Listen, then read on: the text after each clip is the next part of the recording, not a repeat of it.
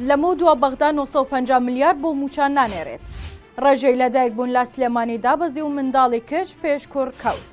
زانیاری لەسەر کوشتنی ڕاوچەکەی گەرمیان. سڵاو سمەیەم لە تیوارەوە سێ هەواڵتان پێشکەشەکەم. باپەی زانیاریەکانی تیوار لە مۆدووە بەغدا ئامادەنیە 950 ملیار دینار مانگانە بۆ موچەی هەرێم بنێرێت. سارچاوەیەک لە بەشی ژمێریاری وەزارەتی دارایی عێراق بە تیواری ڕاگەیاند. تەیف سامی وەزیری دارایی عێراق ڕایگەیاندووە بۆ موچەی مانگی حەوت بە هیچ جۆرێک 950 ملیار دینار ڕەوانەی هەرێم ناکرێت.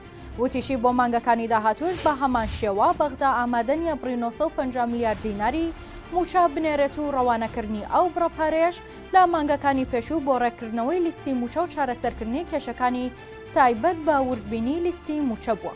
بەپێی زانیاریەکان لە مانگەوە پارەی موچە کەم دەبێتەوە بۆ نزیکەی 900 ملیار دینار و سەرچاوەیە دەشڵێت موچەی بەشێکی هێزانامنیەکان بەغدا ناچێتە ژێرباری خەرجکردنیان و ئەم گرفتە بە هەڵواسراوی لە نێوان هەرێم و بەغدا دەبێنێتەوە یان دەبێت هەرێم خۆی پارەکەیان خەرج بکات یان ئەو گرفتە بەردەوام دەبێت.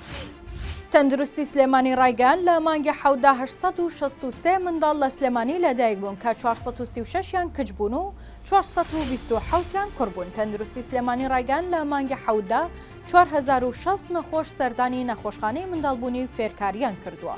لەو ژمارەیە 1534 نەخۆش داخل کراون و چارەسەری پێویستیان بۆ کراوە. 5 پۆلیسی بەڕێوەبەرایەتی پۆلیسی دارستانی گەرمیان بە تۆمەتی کوشتنی ڕاوچەیەک دەستگیر کران. وەهاب ئەحمەد بەڕێوەبەری ناحیەی زینانە ڕایگەیاند 6 مانگ لەمەوبەر تەرمی ڕاوچەیەک بە کوژراوی لە ناوچەی داودەی سەر بە ناحیەی زینانە کە دەکەوێتە سنووری نێوان قەزاکانی دووسخورمات و کفری دۆزرایەوە. دەشڵێت بە تۆمەتی کوشتنی ئەو ڕاوچە 5 پۆلیسی بەڕێوەبەرایەتی پۆلیسی دارستانی گەرمیان بە فەرمانی دادوەر دەستگیر کراون و لە ئێستادا کەیسەکەیان لە دادگایە. سێ هەواڵم پێشکەشکردن هەر شاد بن.